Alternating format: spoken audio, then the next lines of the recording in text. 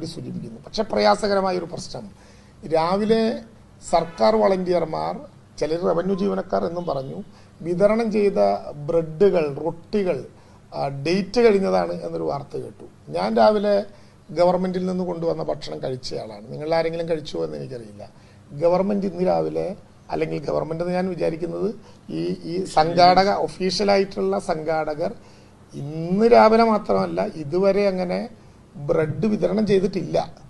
ചെയ്യാത്ത ബ്രെഡ് അങ്ങനെ പൂക്കുന്നു എന്ന കാര്യം ഞങ്ങൾക്ക് അങ്ങനെ പിടികിട്ടിയില്ല. അതിൻ്റെ പ്രശ്നം എന്താണെന്ന് വെച്ചാൽ, ലോകം തന്നെ ശ്രദ്ധിക്കുന്ന ഏറ്റവും വലിയ ഒരു രക്ഷാപ്രവർത്തന ദൗത്യം കേടായ ബ്രെഡും അല്ലെങ്കിൽ ആ വിധത്തിലുള്ള റസ്കുമൊക്കെ വിതരണം ചെയ്തു എന്ന് പറയുന്ന വിധത്തിൽ ഉണ്ടായാൽ അതൊരു പ്രയാസകരമാണ്. ഇനി അങ്ങനെ ആരെങ്കിലും കേടായ ബ്രെഡോ കേടായ റസ്കോ വിതരണം ചെയ്യാതിരിക്കാൻ കൂടി വേണ്ടിയാണ് അകത്തുള്ള വിതരണം പൂർണ്ണമായും ഫുഡ് സേഫ്റ്റി അതോറിറ്റി അംഗീകരിച്ചിട്ടുള്ള സാധനങ്ങളെ വിതരണം ചെയ്യാൻ പാടുള്ളൂ എന്ന് വെച്ചിട്ടുള്ള. ആവശ്യത്തിന് വെള്ളം നമ്മുടെ കയ്യിലുണ്ട്, ടാങ്കർ ലോറികളിൽ വെള്ളം എത്തിക്കുന്നുണ്ട്, ആവശ്യത്തിന് ഭക്ഷണവും കൊടുക്കാൻ ഒരു വിരോധമില്ല.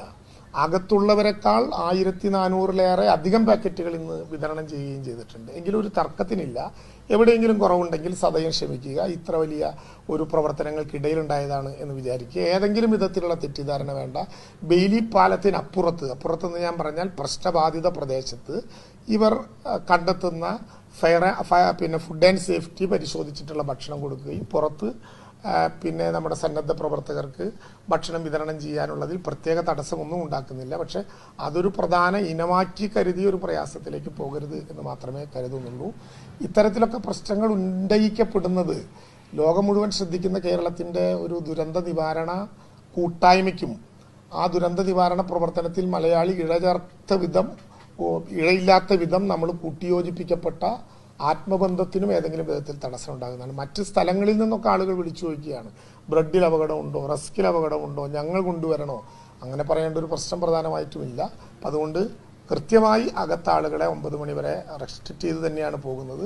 രാവിലെ 7 മണി മുതൽ പോകുന്ന ആളുകൾക്ക് അവരവരുടെ കയ്യിൽ തന്നെ പാക്കറ്റും വെള്ളവും കൊടുത്ത് വിടാനുള്ള ഏർപ്പാടുകൾ വളരെ സവിശേഷമായി ചെയ്യും. അവിടെ നമുക്ക് പുറത്തൊരു കൗണ്ടർ ഒതുക്കാം, മാധ്യമ പ്രവർത്തകർക്ക് ഉൾപ്പെടെ അവിടെ നിന്ന് ഉപയോഗിക്കാം. അതല്ലാത്ത വിധത്തിൽ സന്നദ്ധ പ്രവർത്തകർ തരുന്ന ഭക്ഷണവും വിതരണം ചെയ്യുന്നതിൽ ഒരു പ്രയാസമില്ല.